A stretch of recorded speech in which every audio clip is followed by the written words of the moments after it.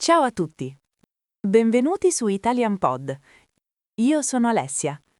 E io sono Giovanni. È un piacere avervi qui con noi oggi. Se è la prima volta che ci seguite, sappiate che su questo canale pubblichiamo contenuti pensati per chi vuole davvero padroneggiare l'italiano, non solo studiarlo. Oggi abbiamo preparato qualcosa di speciale. Esatto, questa non è una lezione qualsiasi. È una masterclass dedicata all'affluenza, alla sicurezza quando parlate e soprattutto a come esprimervi in modo naturale, come farebbe un madrelingua. Vogliamo essere onesti con voi. Conoscere tante parole è importante, ma non basta. Il vero salto di qualità avviene quando iniziate a pensare in italiano, quando le frasi vi escono senza doverle tradurre mentalmente dall'inglese o dalla vostra lingua madre. E per arrivarci serve esposizione. Serve ascoltare come parliamo noi, quali strutture usiamo, come colleghiamo le idee. Per questo oggi passeremo del tempo insieme, esplorando espressioni autentiche, modelli di frase che rendono il vostro italiano più ricco e convincente. Alla fine di questa masterclass avrete strumenti concreti per migliorare le vostre conversazioni quotidiane. Saprete come esprimere opinioni con più sfumatura, come dissentire senza risultare scortesi, come descrivere situazioni in modo vivido anziché piatto. E non solo teoria, vi guideremo in momenti di pratica, dove potrete ripetere con noi, allenare la bocca e la mente, perché l'italiano si impara facendo, non solo guardando. Prima di iniziare, se apprezzate questo tipo di contenuti e volete che continuiamo a crearli, iscrivetevi al canale e attivate la campanella, così vi arriveranno tutte le nostre prossime lezioni. Perfetto, siete pronti? Mettetevi comodi, prendete carta e penna se volete, oppure semplicemente rilassatevi e lasciate che l'italiano entri naturalmente. Iniziamo! Allora, prima di entrare nel vivo della lezione, voglio dirvi una cosa importante. Imparare una lingua non è una gara. Non c'è fretta. Assolutamente! Molti di voi magari stanno guardando questo video mentre sono in pausa pranzo, o la sera dopo il lavoro, o durante un viaggio in treno. Ovunque voi siate, questo momento è vostro, è un investimento che state facendo su voi stessi. E ogni volta che dedicate anche solo 20 minuti all'italiano, state costruendo qualcosa. Mattone dopo mattone, vi avvicinate alla fluenza. Anche se oggi non capite tutto perfettamente, va bene. L'importante è esporsi, ascoltare, provare. Esatto. E oggi useremo un metodo specifico. Vi presenteremo un'espressione o una struttura. Poi ve la mostreremo in contesto con esempi reali. E infine vi daremo modo di provarla voi stessi. Ripetizione, contesto, pratica. Questo è il ciclo che funziona. Molti studenti ci dicono la stessa cosa. Capisco quando ascolto, ma quando devo parlare mi blocco. Vi suona familiare? È normalissimo.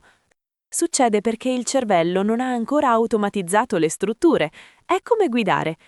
All'inizio devi pensare a ogni movimento, poi diventa automatico. Con l'italiano è uguale. Per questo oggi non vi daremo solo vocaboli, vi daremo schemi pronti, formule che potete riutilizzare in tante situazioni diverse. E più le userete, più diventeranno parte di voi.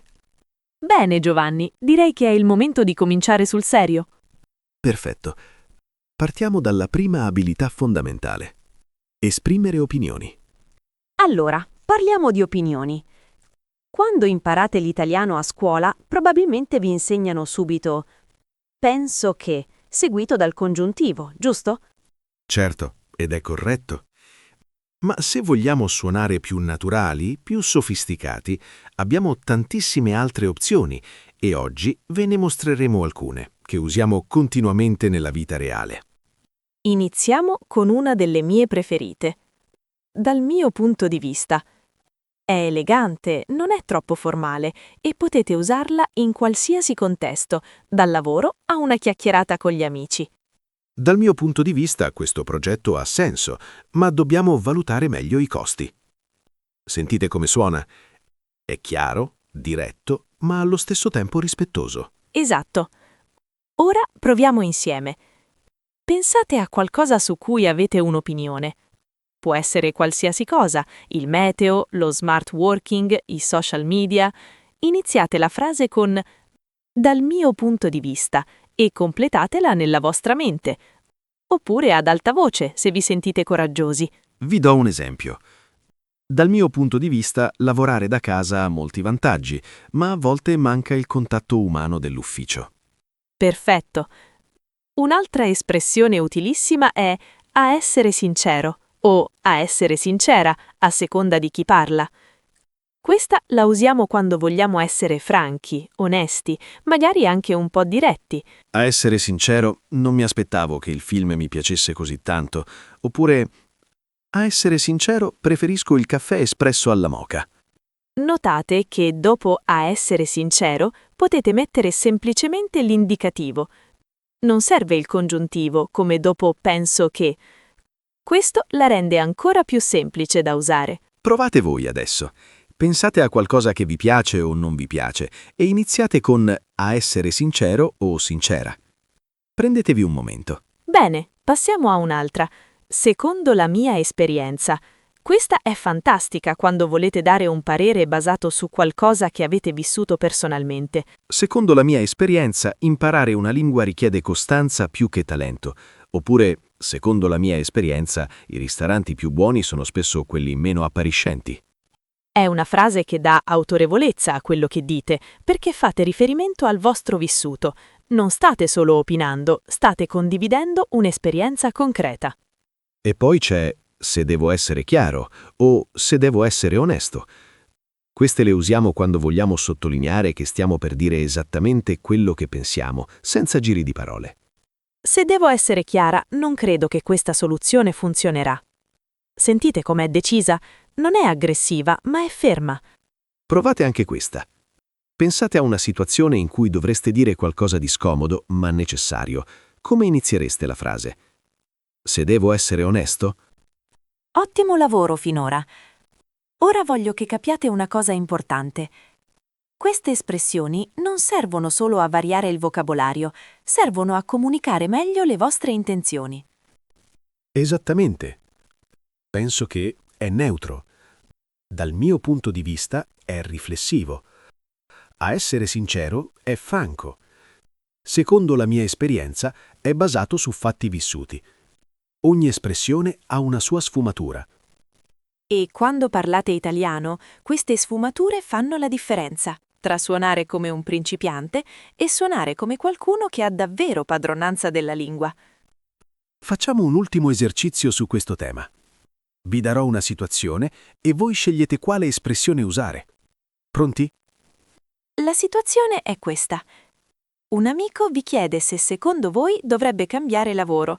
Voi avete cambiato lavoro 3 volte nella vita e sapete quanto può essere difficile. Come iniziate la risposta? Io direi, secondo la mia esperienza, cambiare lavoro è sempre un rischio, ma a volte è necessario per crescere. Ho scelto questa perché sto attingendo al mio vissuto personale. Perfetto! Oppure potreste dire, dal mio punto di vista dipende molto dalla tua situazione attuale. Anche questa funziona, ma è più generale, meno legata alla vostra esperienza diretta. Vedete, stessa situazione, scelte diverse, entrambe valide. L'importante è che ora avete più strumenti nel vostro arsenale linguistico. Benissimo. Ora che sappiamo esprimere opinioni con più varietà, dobbiamo imparare qualcosa di altrettanto importante. Come gestire i disaccordi. Sì, perché nella vita reale non siamo sempre d'accordo con tutti e saper dissentire con garbo, senza offendere, è un'arte. Assolutamente. E in italiano abbiamo modi bellissimi per farlo. Ve li mostro subito. Allora, immaginate di essere a una riunione di lavoro oppure a cena con degli amici. Qualcuno esprime un'opinione con cui voi non siete d'accordo. Come reagite? La tentazione potrebbe essere dire semplicemente non sono d'accordo o peggio ancora no, sbagli. Ma queste risposte sono troppo brusche, creano tensione. Invece, in italiano, abbiamo delle formule elegantissime che vi permettono di mantenere il rispetto reciproco mentre esprimete il vostro dissenso. La prima, e forse la più utile, è capisco il tuo punto, ma... Questa è oro. Capisco il tuo punto, ma ho una prospettiva leggermente diversa. Sentite come inizia riconoscendo la validità dell'altra persona? Non state dicendo che ha torto, state dicendo che vedete le cose in modo diverso. Esattamente. È rispettosa, è matura ed è il tipo di linguaggio che usano le persone con intelligenza emotiva alta. Capisco il tuo punto, ma credo che ci siano anche altri fattori da considerare. Proviamo insieme. Immaginate che qualcuno vi dica: i social media sono solo una perdita di tempo. Voi non siete d'accordo. Come rispondete usando questa struttura? Io direi, capisco il tuo punto, ma secondo me dipende da come li usi. Possono essere anche strumenti utili per imparare e connettersi con persone interessanti. Perfetto. Avete visto? Giovanni ha riconosciuto l'opinione dell'altra persona, poi ha aggiunto la sua prospettiva senza essere aggressivo. Questa è la chiave. Un'altra espressione fantastica è apprezzo l'idea, ma... oppure apprezzo la tua opinione, ma... Anche qui state mostrando rispetto prima di offrire il vostro punto di vista alternativo. Apprezzo l'idea, ma non sono del tutto convinta che funzionerebbe nella pratica. Oppure, apprezzo la tua opinione, ma la mia esperienza è stata diversa. Notate che stiamo usando verbi come capire e apprezzare. Questi verbi ammorbidiscono il disaccordo. State costruendo un ponte invece di un muro. E poi c'è un'espressione che adoro. È un'osservazione interessante, anche se questa è particolarmente sofisticata. È un'osservazione interessante, anche se io la vedo in un altro modo. Oppure è un'osservazione interessante, anche se ci sono aspetti che forse non sono stati considerati. Questa funziona benissimo in contesti professionali, durante presentazioni o discussioni di gruppo. Vi fa sembrare riflessivi, aperti al dialogo. Facciamo pratica. Qualcuno vi dice: imparare l'italiano è troppo difficile, meglio concentrarsi sull'inglese. Voi invece credete che valga la pena studiare l'italiano. Come rispondete? È un'osservazione interessante, anche se io credo che ogni lingua abbia il suo valore unico. L'italiano apre porte alla cultura, all'arte, alla storia europea in un modo speciale. Bravissima. Oppure: capisco il tuo punto, ma per me la sfida è proprio quello che rende l'apprendimento gratificante. Vedete come funziona? Non state attaccando l'altra persona, state semplicemente offrendo una prospettiva alternativa, e questo è quello che fanno i parlanti avanzati. C'è anche una versione più informale, che potete usare con amici stretti. Sì, però... oppure... ma non saprei. Queste sono più casual, ma comunque educate. Sì, però bisogna anche dire che... seguito dalla vostra osservazione. Ma non saprei, io ho sentito cose diverse. Sono meno formali, ma sempre rispettose. L'importante è ricordare che dissentire non significa litigare. In italiano abbiamo questa cultura del dibattito civile, dove possiamo avere opinioni diverse e rimanere in ottimi rapporti. Esatto, e usare queste espressioni vi aiuta a integrarvi meglio nelle conversazioni italiane, perché dimostrate che sapete navigare le differenze di opinione con eleganza. Ora facciamo un esercizio un po' più articolato.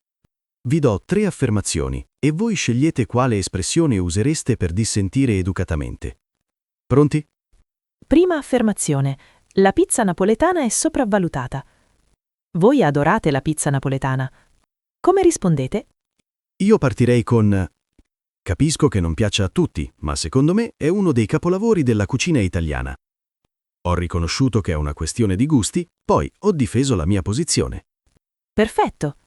Seconda affermazione. Non serve viaggiare per imparare una lingua, basta studiare online. Voi invece credete che l'immersione sia fondamentale. Apprezzo l'idea, ma secondo la mia esperienza, l'immersione culturale aggiunge una dimensione che lo studio online non può replicare completamente. Ottimo. Terza affermazione. I libri cartacei sono superati, gli ebook sono il futuro. Voi amate i libri fisici. È un'osservazione interessante, anche se io trovo che ci sia ancora qualcosa di speciale nel tenere un libro tra le mani, nell'odore della carta. Ecco, vedete? 3 situazioni diverse, 3 modi di dissentire, tutti educati e rispettosi. Questo è il livello di competenza linguistica che vogliamo aiutarvi a raggiungere. E ora che abbiamo coperto opinioni e disaccordi, passiamo a qualcosa di diverso ma altrettanto importante. Come descrivere le vostre giornate, le vostre emozioni, le situazioni quotidiane in modo più ricco e colorito. Perché una cosa è dire ero stanco, un'altra è dire mi sentivo proprio scarico. La seconda è molto più espressiva, molto più italiana. Esatto, e questo è quello che esploreremo adesso. Allora, pensate a come descrivete normalmente la vostra giornata. Probabilmente usate parole semplici: stanco, felice, triste, confuso. Giusto? E va bene, queste parole comunicano il messaggio di base, ma se volete davvero suonare come madrelingua, dovete aggiungere colore, sfumature, espressività. Prendiamo stanco, per esempio. È una parola che usiamo tutti i giorni.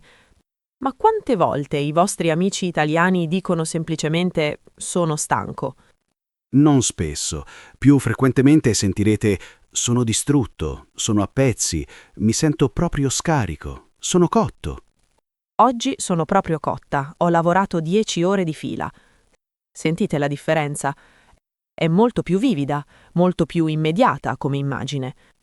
Oppure mi sento scarico, non ho proprio energie.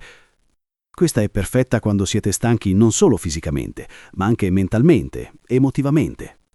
Facciamo pratica. Com'è stata la vostra giornata oggi? Era intensa? Eravate stanchi? Provate a descriverla usando una di queste espressioni più ricche. Io, per esempio, direi stamattina ero già a pezzi prima ancora di iniziare a lavorare, non ho dormito bene. Perfetto. Passiamo a un'altra emozione comune, la confusione. Invece di dire ero confuso, cosa potremmo dire? Non ci capivo niente, ero completamente spaesato, non sapevo dove sbattere la testa. Non ero del tutto sicuro di cosa stesse succedendo. Durante la riunione non ci capivo niente, parlavano tutti di progetti di cui non sapevo nulla.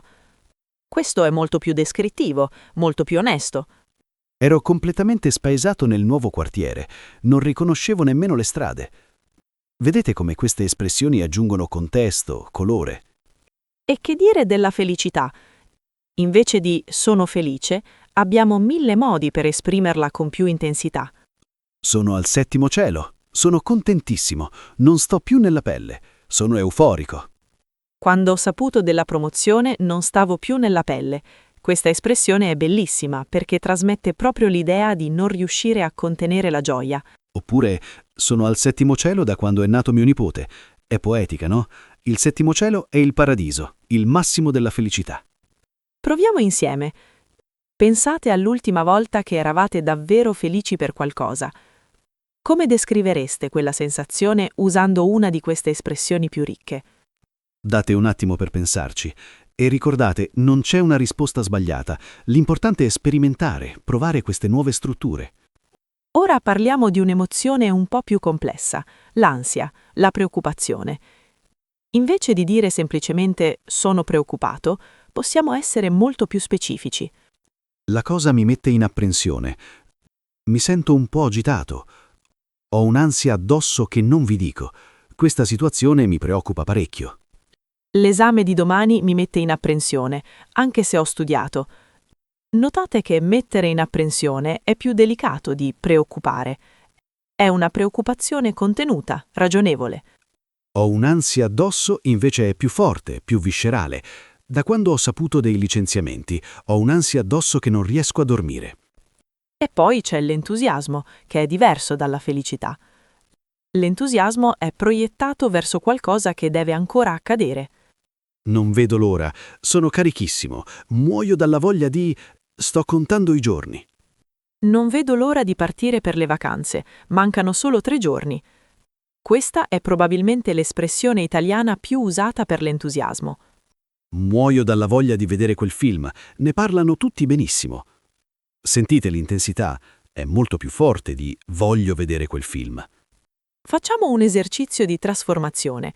Vi darò frasi base e voi nella mente le trasformate in versioni più espressive. Pronti? Prima frase. La riunione di oggi è stata lunga e difficile. Come la rendiamo più vivida? La riunione di oggi è stata massacrante, sono uscito proprio distrutto.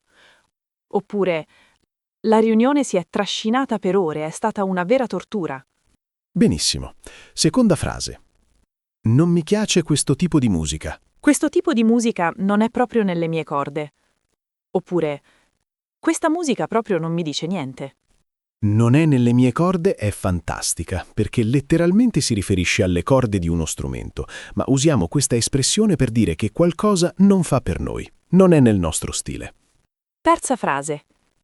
Il traffico oggi era molto intenso. Il traffico oggi era allucinante, ci ho messo il doppio del tempo normale. Oppure c'era un traffico bestiale, non si muoveva nessuno. Vedete? Stiamo prendendo frasi piatte, neutre e le stiamo riempiendo di vita, di personalità. Questo è quello che fa la differenza. E non è questione di usare parole difficili o complicate, è questione di usare le espressioni che gli italiani usano davvero nella vita quotidiana. Esatto. Quando parlate con un madrelingua e usate queste espressioni, loro pensano: questa persona sa davvero l'italiano, non sta solo traducendo dalla sua lingua. Facciamo ancora un giro di esempi, perché più ne sentite, più diventeranno naturali per voi. Descrivere il tempo, per esempio. Invece di fa molto caldo, possiamo dire c'è un caldo pazzesco. Fa un caldo africano. Si muore dal caldo. Oggi c'è un caldo pazzesco, non si respira proprio. Oppure fa un caldo africano, meglio stare all'ombra. E per il freddo? Fa un freddo cane. Fa un freddo polare. Si gela. Stamattina si gelava, ho dovuto mettere il cappotto pesante. È molto più immediata come immagine rispetto a faceva freddo. Ora voglio che capiate una cosa fondamentale. Tutte queste espressioni non le dovete memorizzare meccanicamente. Dovete assorbirle, farle vostre, un po' alla volta. Esattamente. Scegliete 2 o 3 che vi piacciono particolarmente e iniziate a usarle questa settimana. Quando vi viene spontaneo dire sono stanco, fermatevi un secondo e dite invece sono proprio cotto. E vedrete che pian piano diventerà automatico. Il cervello inizierà a pensare direttamente in questi termini, senza dover tradurre. Perfetto. Adesso però dobbiamo parlare di un'altra abilità cruciale per la fluenza, come gestire i momenti in cui non sapete cosa dire, quando avete bisogno di un attimo per pensare. Già, perché anche i madrelingua non hanno sempre la risposta pronta, ma invece di fare silenzio o dire abbiamo delle tecniche eleganti per guadagnare tempo. E questo è quello che vedremo nella prossima sezione. Allora, parliamo di una cosa che mette in difficoltà tantissimi studenti. I momenti di esitazione durante una conversazione. Vi è mai capitato? State parlando con qualcuno in italiano, vi fanno una domanda e voi silenzio. Il cervello cerca la risposta, ma non esce niente. È normalissimo, succede a tutti. Ma la differenza tra un parlante insicuro e uno fluente sta proprio in come gestiscono questi momenti. I parlanti fluenti riempiono il vuoto con espressioni che danno loro tempo di pensare, ma senza sembrare bloccati o insicuri. E queste espressioni sono facilissime da imparare. La prima, e probabilmente la più utile, è semplicemente fammi pensare un attimo. Oppure la versione più informale, fammi pensare. Immaginate che qualcuno vi chieda «Dove vorresti andare in vacanza quest'estate?» Voi non avete una risposta immediata. Cosa fate? Fammi pensare un attimo. Direi forse la Sicilia. Non ci sono mai stato. Vedete? Avete guadagnato qualche secondo prezioso e nel frattempo avete mantenuto la conversazione fluida. Un'altra espressione fantastica è «bella domanda» oppure «domanda interessante». Questa funziona benissimo perché complimenti l'altra persona mentre vi date tempo di organizzare i pensieri. Domanda interessante. Secondo me dipende molto dal contesto. Boom! Avete guadagnato tempo e sembrate anche riflessivi, non bloccati. E poi c'è la classica «dipende». Questa è oro puro, perché è una risposta vera, non è solo un riempitivo e vi permette di articolare meglio il vostro pensiero. Dipende molto dai tuoi obiettivi. Dipende dalla situazione. Dipende da come la vedi. Queste frasi vi danno lo spazio per poi sviluppare un ragionamento più complesso. Facciamo pratica. Vi chiedo, qual è il modo migliore per imparare l'italiano velocemente? E voi usate una di queste tecniche prima di rispondere. Bella domanda. Dipende molto da quanto tempo hai a disposizione ogni giorno. Se puoi dedicarci almeno 30 minuti, direi che la combinazione di ascolto e pratica orale funziona meglio. Perfetto. Avete visto? Alessia ha usato 2 tecniche insieme. Ha riconosciuto la domanda, ha detto dipende e poi ha dato una risposta articolata. Fluidissimo. Un'altra espressione utilissima è dunque oppure allora. Questi sono connettori che usiamo costantemente per prendere fiato e organizzare il discorso. Dunque, vediamo. Io direi che la cosa migliore sarebbe iniziare con le basi e poi progredire gradualmente. Sentite come suona naturale. Non sembra che stiate esitando, sembra che stiate riflettendo. Esatto. Allora ti spiego. È un altro modo perfetto per iniziare una risposta quando avete bisogno di un secondo in più. E poi ci sono espressioni che mostrano incertezza in modo elegante, perché non sempre dobbiamo fingere di sapere tutto, giusto? Assolutamente. Non ne sono sicurissimo, però potrei sbagliarmi, ma da quello che ho capito io, se non ricordo male, Queste sono bellissime perché vi permettono di contribuire alla conversazione anche quando non siete certi al 100% e vi fanno sembrare umili, onesti. potrei sbagliarmi, ma mi sembra che il museo chiuda alle 6. Vedete? State offrendo un'informazione utile senza affermare di avere la verità assoluta. Da quello che ho capito io, la situazione è più complicata di come sembra. Questa è perfetta quando volete esprimere la vostra interpretazione di qualcosa senza essere troppo assertivi. Facciamo un esercizio. Qualcuno vi chiede: quanti abitanti ha Roma? Voi non lo sapete con precisione. Come rispondete usando queste tecniche? Se non ricordo male, dovrebbero essere intorno ai 3 milioni, ma non ne sono sicurissimo. Perfetto, ho dato un'informazione approssimativa e ho chiarito che potrei non essere preciso. Ottimo! E poi c'è un'altra categoria di espressioni, quelle che usiamo per riformulare, per spiegare meglio qualcosa che abbiamo appena detto. In altre parole, cioè, voglio dire, per dirla in modo più semplice, queste sono utilissime quando sentite che non vi siete espressi chiaramente. L'italiano richiede pratica costante. In altre parole, devi usarlo tutti i giorni, anche solo per pochi minuti. Vedete, ho ripetuto il concetto, ma con più chiarezza. Cioè, è particolarmente colloquiale e lo usiamo tantissimo. Mi sento scarico oggi, cioè non ho proprio voglia di fare niente. È come se steste espandendo il pensiero in tempo reale. E voglio dire, è fantastico quando volete chiarire o aggiungere sfumature. Mi piace viaggiare. Voglio dire, per me è il modo migliore per conoscere culture diverse. Ora facciamo un esercizio più complesso. Vi darò una domanda difficile e voi userete più tecniche insieme per costruire una risposta fluida, anche se non avete tutte le risposte. Pronti? La domanda è: secondo te, come cambierà il lavoro nei prossimi 10 anni? Domanda interessante. Dunque, potrei sbagliarmi, ma credo che vedremo sempre più lavoro da remoto. Cioè, le aziende capiranno che non serve avere tutti in ufficio. Dipende molto dal settore, ovviamente. Perfetto. Giovanni ha usato domanda interessante per guadagnare tempo. Dunque, per organizzare il pensiero. Potrei sbagliarmi per mostrare umiltà. Cioè, per espandere l'idea, e dipende per dare sfumature. Fluidissimo. Vedete come funziona?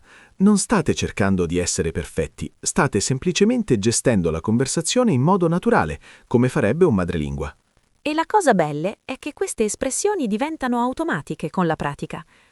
All'inizio dovrete pensarci, ma dopo un po' vi usciranno spontanee. Esatto. Il trucco è usarle attivamente. La prossima volta che parlate italiano, anche solo con voi stessi, inserite qualcuna di queste espressioni. Fate pratica a voce alta. E non preoccupatevi se all'inizio vi sembra strano o forzato, è normale. State costruendo nuovi percorsi neurali, state insegnando al cervello nuovi pattern. Ora voglio parlarvi di un'altra tecnica importantissima, l'uso dei connettori per collegare le idee in modo fluido e sofisticato. Perché una cosa è dire frasi semplici separate, un'altra è costruire un discorso coerente dove tutto scorre naturalmente e i connettori sono la chiave. Esatto, e questo è quello che esploreremo adesso, perché vi trasformerà da parlanti intermedi a parlanti avanzati. I connettori sono quelle parole magiche che tengono insieme il discorso, che fanno sì che le vostre frasi non sembrino slegate, ma parte di un ragionamento coerente. Pensateci, quando ascoltate qualcuno parlare in modo fluente, non dice solo frasi isolate. Ogni idea si collega alla successiva in molto naturale, e questo avviene grazie ai connettori. Iniziamo con i più comuni ma potenti. Tuttavia, invece, comunque, inoltre. Questi li conoscete probabilmente, ma vediamo come usarli davvero in conversazione. Tuttavia, è perfetto per introdurre un contrasto, una limitazione. Volevo studiare ieri sera, tuttavia ero troppo stanco per concentrarmi. Vedete, la prima frase esprime un'intenzione. Tuttavia, introduce la realtà che ha impedito quell'intenzione. È più elegante di un semplice ma. Invece lo usiamo quando vogliamo mostrare un'alternativa o un contrasto più forte. Pensavo che il ristorante fosse caro, invece i prezzi erano abbastanza ragionevoli. È come dire, la realtà era diversa dalle aspettative. Invece sottolinea proprio questo cambio di prospettiva. E comunque è versatilissimo. Lo usiamo per riprendere il filo del discorso dopo una digressione, oppure per concludere nonostante qualche ostacolo. Oggi ha piovuto tutto il giorno, faceva freddo, il traffico era impossibile. Comunque sono riuscito ad arrivare in tempo. Sentite come comunque introduce il risultato finale nonostante le difficoltà. Oppure, non so se ti interessa, ma ieri ho visto Marco. Comunque dicevamo della vacanza. Qui comunque riporta la conversazione al tema principale. Facciamo pratica. Vi do 2 frasi e voi le collegate con il connettore giusto. Prima situazione. Studiare l'italiano richiede impegno. È anche molto gratificante. Studiare l'italiano richiede impegno, tuttavia è anche molto gratificante. Oppure, studiare l'italiano richiede impegno, comunque è anche molto gratificante.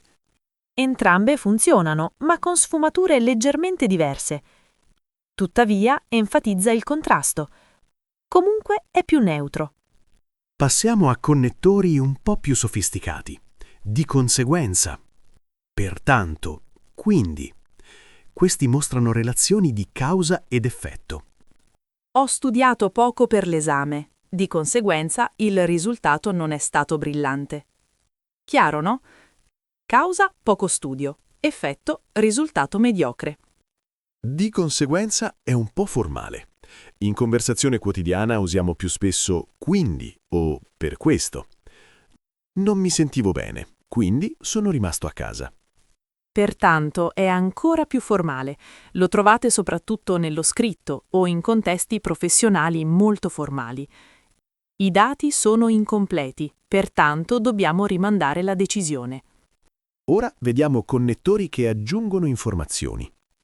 Inoltre, in più, per di più, non solo, ma anche. Il corso è molto ben strutturato. Inoltre gli insegnanti sono preparatissimi. State aggiungendo un punto a favore, state rafforzando l'argomento.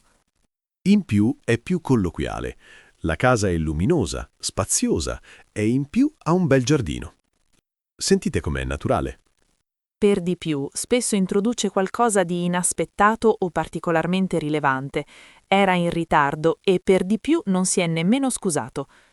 C'è un tono di disapprovazione qui. Non solo, ma anche è una struttura elegante per enfatizzare. Non solo parla italiano, ma conosce anche il dialetto siciliano. State sottolineando che c'è più di quello che ci si aspetterebbe. Facciamo un esercizio di costruzione. Vi do un'idea di base e voi la espandete usando almeno 2 connettori. Pronti? Idea di base. Mi piace leggere. Espandetela. Mi piace leggere. Infatti leggo almeno un libro al mese. Inoltre faccio parte di un circolo di lettura dove discutiamo delle nostre scoperte.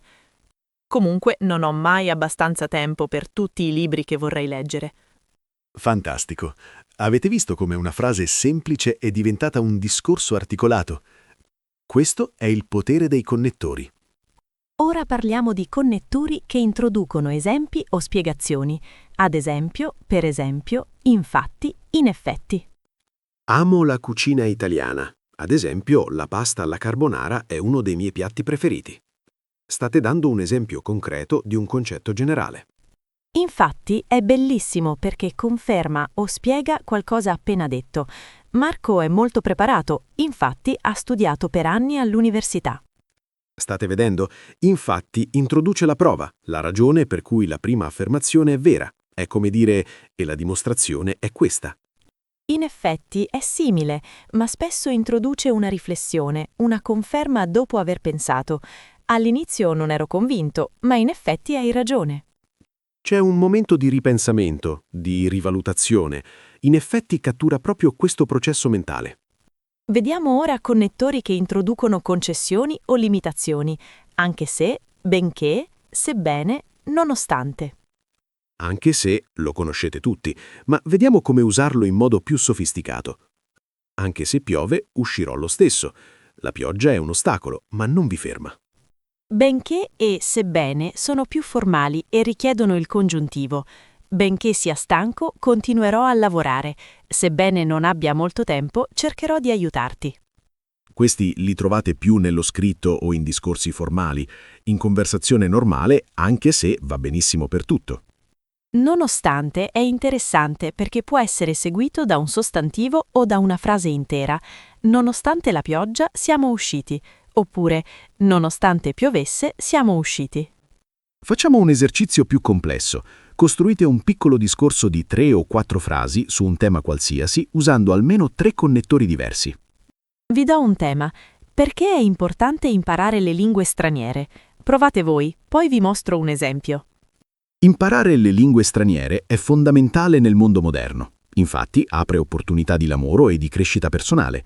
Inoltre, permette di conoscere culture diverse e ampliare la propria visione del mondo.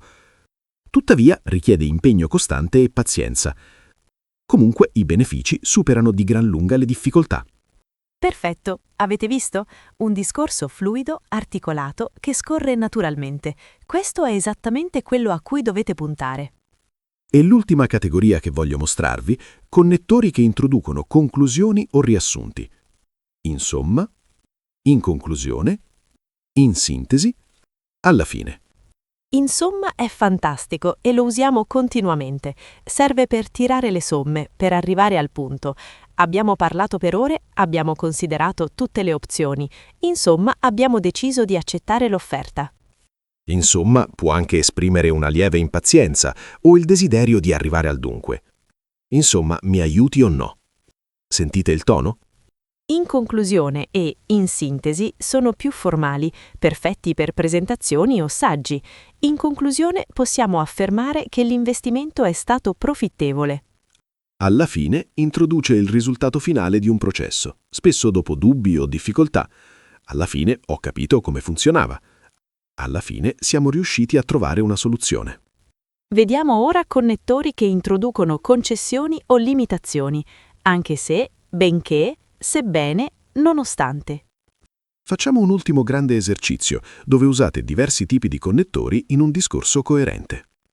Il tema è: descrivete un momento in cui avete superato una difficoltà nell'apprendimento dell'italiano. Usate almeno 4 connettori diversi. Vi do un esempio completo. All'inizio trovavo il congiuntivo impossibile da capire, tuttavia ho deciso di non arrendermi. Infatti ho iniziato a fare esercizi ogni giorno. Inoltre ascoltavo podcast italiani per sentire come veniva usato nella pratica. Certo, facevo ancora errori, però pian piano miglioravo. Alla fine, dopo alcuni mesi, ho cominciato a usarlo in modo più naturale. Insomma, la costanza ha pagato.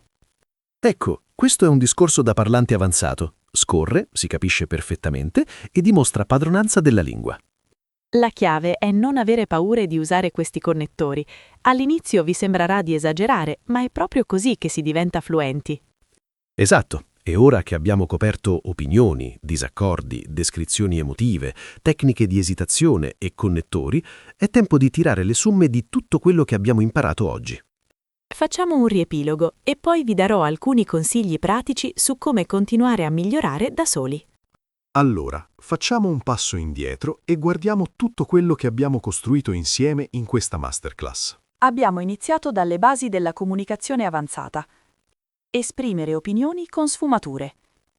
Non più solo penso che, ma dal mio punto di vista, secondo la mia esperienza, a essere sincera. Poi abbiamo visto come gestire i disaccordi con eleganza. Capisco il tuo punto, ma apprezzo l'idea anche se è un'osservazione interessante, però frasi che mantengono il rispetto mentre esprimete la vostra posizione. Abbiamo arricchito il modo di descrivere emozioni e situazioni quotidiane, da sono stanco a sono distrutto, da sono felice a non sto nella pelle. Il linguaggio ha preso vita. E poi le tecniche per guadagnare tempo in conversazione. Fammi pensare. Bella domanda. Dipende. Potrei sbagliarmi, ma strumenti che vi permettono di gestire anche le domande più difficili senza bloccarvi. Infine, i connettori, quei piccoli ponti che trasformano frasi isolate in un discorso fluido e coerente. Tuttavia, infatti, inoltre, insomma. Se guardate indietro, è un percorso completo. Non vi abbiamo solo dato parole, vi abbiamo dato strutture, modelli, schemi mentali che potete riutilizzare infinite volte. E ora voglio dirvi qualcosa di importante. Tutto questo non serve a niente se non lo mettete in pratica. Esatto. Potete guardare 1000 video, leggere 1000 libri di grammatica, ma la fluenza si costruisce solo parlando, usando attivamente la lingua. Quindi ecco i miei consigli pratici per i prossimi giorni, le prossime settimane. Primo, scegliete 3 espressioni che vi sono piaciute oggi e impegnatevi a usarle. Solo 3. Non cercate di memorizzare tutto. Scegliete quelle che vi risuonano di più, quelle che sentite più utili per le vostre situazioni quotidiane. Secondo, parlate ad alta voce, anche se siete da soli. Descrivete la vostra giornata mentre fate colazione. Commentate quello che vedete mentre camminate, ragionate ad alta voce sui vostri progetti. Lo so che può sembrare strano, ma credetemi, funziona.